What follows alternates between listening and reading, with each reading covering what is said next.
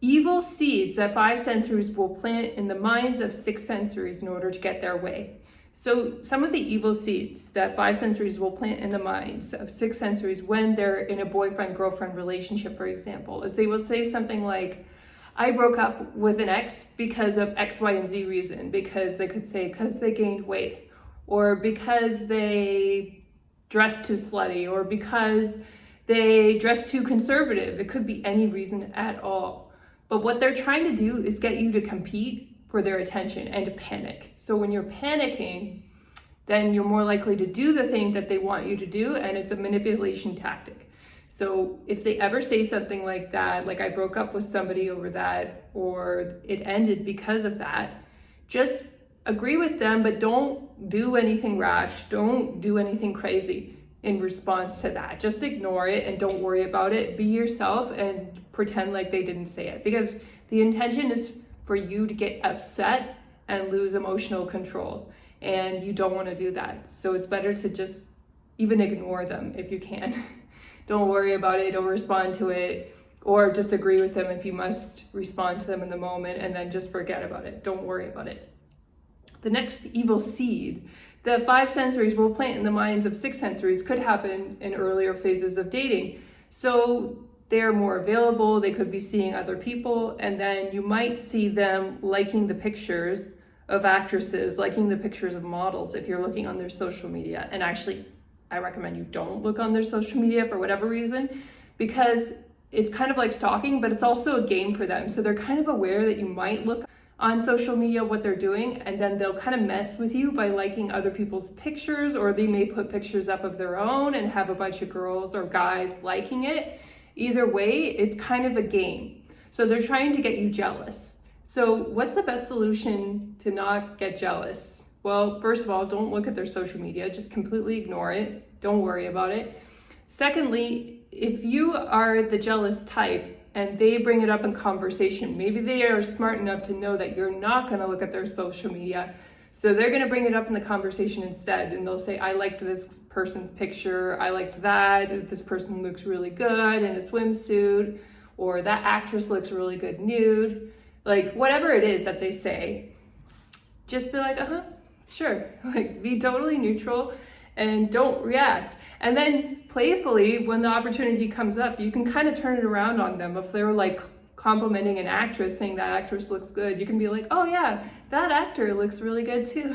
And just kind of do it casually and lightly like that. And they can't complain because they literally just did it to you. So that's the way to do it. So the next seed that they may plant in your mind, the five sensory who says they're very tired and they know they're going to be tired after work and they don't want to do anything, but they want to spend time with you. Be careful with this. It's like the things that five sensories say can sound very logical, very like common sense. And what you need to do though is read between the lines. Like, what are they actually saying when they're saying they're tired and they just want to stay in and watch TV?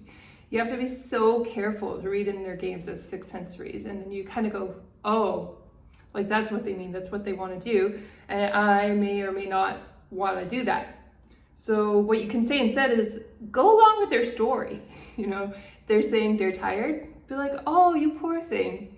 You're so tired. I'm going to let you rest until you're ready to go out to do something. And take your time.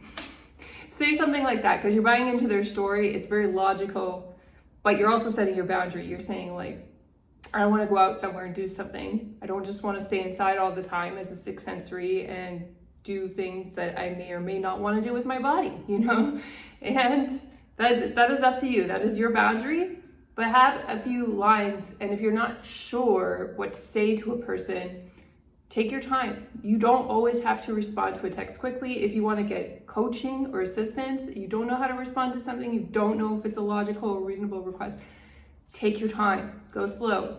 You don't have to respond to things immediately or agree to things very quickly. And that way, when you respond, you're going to respond in a way that serves you as a sixth sensory. So as sixth sensories, we don't want to have these people in our lives who are kind of flaky. They enjoy our intimacy or our company when they're bored, and then when a big event comes along, they don't care. Or when you go through something in your life, like, for example, a family member is sick or something, they're not going to be there.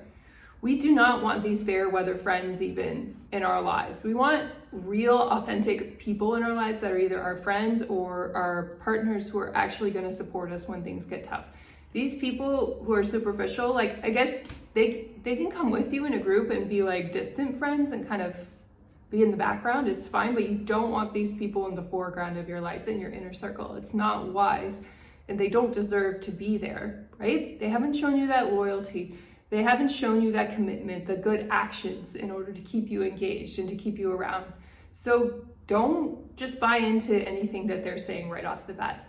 Take your time and think it through logically and think it through calmly. Don't react to anything in the moment either. If they're accusing you of doing something, just be very chill about it. Just say, I didn't realize this is something you wanted me to do. Here's the last seed that a 5 sensory may put in your mind when you're dating them to kind of give you the wrong idea. So they'll say something like their last ex, they made them into a boyfriend-girlfriend when they slept with them on the first date. This is kind of a trick to try to get you to do the wrong thing and get the thing that you want out of it, which is a serious relationship. But actually what they're planning to do is just sleep with you on the first date and never contact you again. Kind of a nasty trick to kind of trick people about that. And ethical 5 sensories shouldn't be trying to trick people like that. But if they do bring up something like that, just stick with your boundaries and say, oh, well, maybe I'm not for you then, because I like to take my time.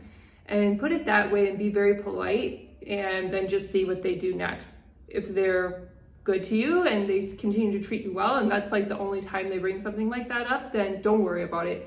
These sorts of things, like, as long as you're aware of them and you don't fall for them, may not be a big deal to you, these sort of little games.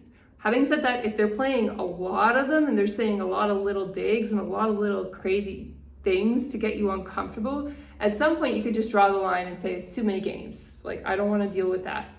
Of course, it's not a good idea to call a 5 sensory out on their games. You know why? What will happen is they will change the game and you may not even be aware of it. So on this channel with 6 sensories, I do share the games that 5 sensories play. However, they keep evolving all the time on the internet. There's like TikTok videos, there's Reddits, there's YouTube. It's just people come up with new games all the time to play. If you suspect somebody's playing a game on you, don't call them out on it. Don't respond. Just be very chill about it and continue on with whatever you are doing.